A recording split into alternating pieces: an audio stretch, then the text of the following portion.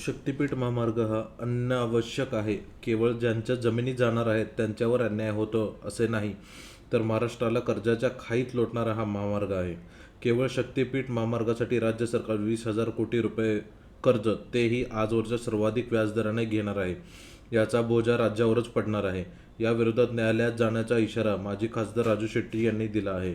पंढरपूर येथे पत्रकारांशी संवाद साधताना राजू शेट्टी म्हणाले, राष्ट्रीय महामार्ग प्राधिकरण करणाऱ्या 8 पदरी रस्त्यासाठी प्रति किलोमीटर 70 कोटीचा खर्च येतो आणि 6 पदरी मार्ग 108 कोटी रुपये खर्च दाखवला आहे. यावरून यामध्ये मोठा घोळ आहे असे म्हणता येते.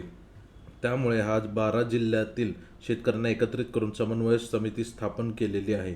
कोल्हापूर खंडपीठामध्ये याचिका दाखल करणार आहे. याबरोबरच 2022 साली भूसंपादन कायद्यात बदल केलेला आहे. त्यामुळे शेतकऱ्यांचे नुकसान होणार आहे. 6 पट भरपाई मिळण्याचे कारण सांगून फसवणूक होणार आहे.